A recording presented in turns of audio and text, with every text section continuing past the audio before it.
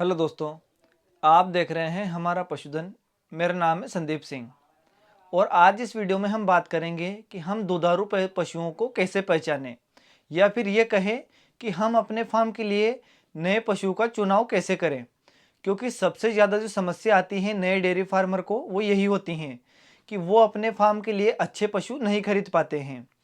या तो उन्हें अपने साथ में किसी अनुभवी व्यक्ति को लेके जाना पड़ता है या फिर वहीं मंडी में से किसी न किसी दलाल की उन्हें मदद लेनी पड़ती है, जिसमें कि उन्हें एक तो अच्छा पशु भी नहीं मिल पाता है और दूसरा उनके पैसे भी बर्बाद हो जाते हैं।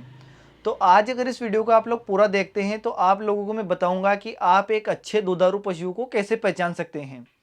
तो हम लोग पशुओं के आगे से यानी कि मुंह से लेकर पीछे पूंछ तक जाएंगे और आप लोगों को मैं एक एक उनकी चीज़ बताऊंगा कि आप लोगों को कैसे क्या ध्यान में रखना है।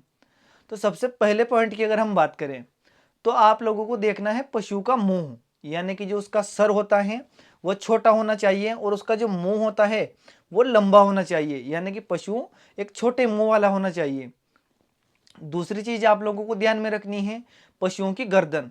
आप लोग उनके गर्दन की चमड़ी पकड़कर देखें कि उसकी गर्दन की चमड़ी काफ़ी ज़्यादा मोटी ना हो और दूसरी उसकी गर्दन भी काफ़ी ज़्यादा मोटाई में ना हो, यानी कि पतली गर्दन उसकी होनी चाहिए। ऑल ओवर अगर आपका पशु आप देखें तो वो त्रिकोण शेप में होना चाहिए, यानी कि पीछे से चौड़ा और आगे से सकरा। तो आप लोगों ने अगर उसकी गर्दन देख ली है तो आप हाथ घुमाते घुमाते नीचे आ जाओ। अब आप लोगों को देखना है पशु का सीना। दोनों आगे के जो पैर हैं उसके बीच में उसका सीना बड़ा होना चाहिए। दोस्तों एक यहाँ पर उसका सीना जो होता है वो नीचे लंग्स जो होते हैं उसमें पानी भर जाता है। तो मैं मांस की बात नहीं कर रहा हूँ, मैं चौड़ाई की बात कर रहा हूँ।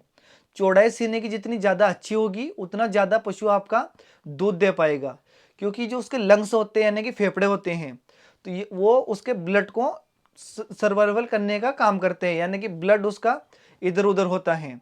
तो पशुओं को 1 लीटर दूध बनाने के लिए कई बार अपने ब्लड को हृदय से पास करना होता है। तो अगर उसके लंग्स ज़्यादा बड़े होंगे तो आसानी से पशु दूध उत्पादन ज़्यादा दे पाएगा। फिर अगर आप पीछे आ जाओ तो पशु का जो पेट का आकार है वो भी बड़ा होना चाहिए, क्योंकि बहुत सारे पशु आपने देखे होंगे बिल्कुल एक हत्थे शरीर के होते हैं यानी कि पतले से, तो वो ज़्यादा दूध उत्पादन नहीं कर पाते हैं। उनका पेट भी थोड़ा बड़ा होना चाहिए।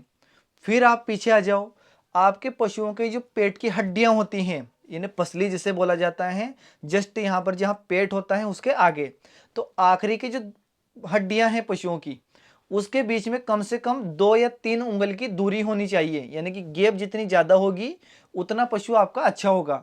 कम से कम 2 उंगली पहले भी आपके पशु में और उसके बाद 3 उंगली उसमें आ जानी चाहिए, वो यहाँ पे जो कि वीडियो में भी आप लोग देख पा रहे होंगे।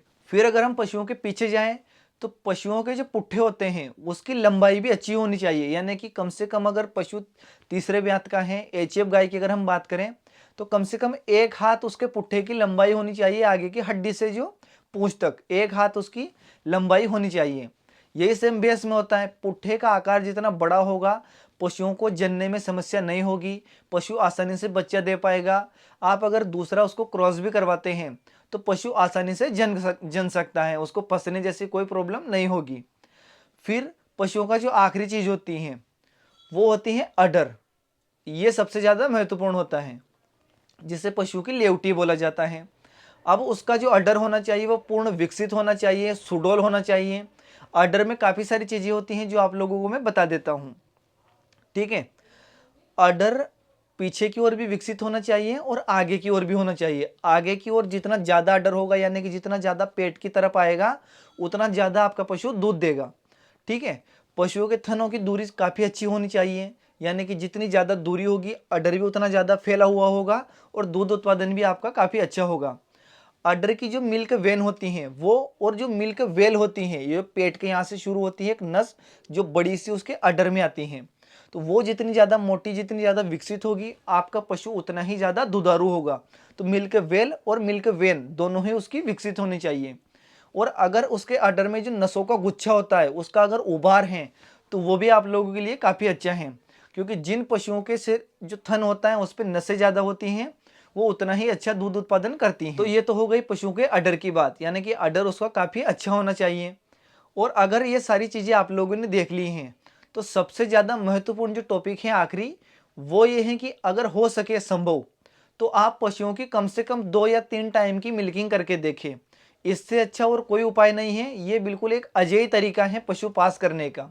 अगर पशु की मिल्किंग आप लोग कर लेते हैं, यानी कि 3 टाइम अगर उसका दूध निकाल कर आप लोग देख लेते हैं, तो आप लोग काफ़ी बेहतर पशु अपने फार्म के लिए ले पाएंगे। और दूसरी चीज़, अगर आप पशु लेने जा रहे हैं तो वीडियो देखकर आप लोग कभी पशु ना खरीदें, क्योंकि वीडियो में क्या होता है, मैं खुद बनाता हूँ, तो जो व्यापारी लोग होते हैं पशुओं का डायरेक्ट 1.5 गुना रेट आप लोगों को बता देते हैं। तो इसकी आप लोगों को सावधानी रखनी है। फिर हम लोग क्या करते हैं कि अगर कोई आप लोगों को वीडियो में 1 लाख की भैंस बता रहा है और वो भैंस अगर आप लोगों को 90,000 80,000 में देता है, तो आप लोग उसे तुरंत ले लेते हो, जबकि वो भैंस 80-90 हज़ार की भी नहीं होती। वो भैंस होती है 60 से 65 हज़ार रुपये की। लेकिन आप लोगों को वीडियो देखकर काफ़ी गलतफहमी हो जाती है, जिसके कारण आप लोग ऐसे थोड़े जो ये आप ये कह लो कमज़ोर पशु आप लोग ले लेते हो। तो मैंने जहाँ तक संभव है हाट के वीडियो भी बनाना इसीलिए बंद कर दिया है, ताकि मेरी वजह से किसी फार्मर का नुकसान ना हो। तो आप लोग हाट से जितना कम हो सके उतना पशु खरीदें। और ये जो सारी आप लोगों को मैंने पॉइंट बताए हैं, ये जरूरी नहीं है कि हर एक पशु में सारे पॉइंट होना जरूरी है, लेकिन जो मेन मेन है आप लोग उनका ध्यान रखें। और मैं उम्मीद करता हूँ आप लोग अगर इनको फॉलो करते हैं तो काफ़ी अच्छा पशु आप लोग खरीद पाओगे। तो कैसा लगा ये वीडियो आप लोगों को कमेंट करके ज़रूर बताना। और अगर आपका डेयरी फार्मिंग से रिलेटेड कोई भी ये प्रश्न है तो आप लोग मुझे कमेंट कर सकते हैं।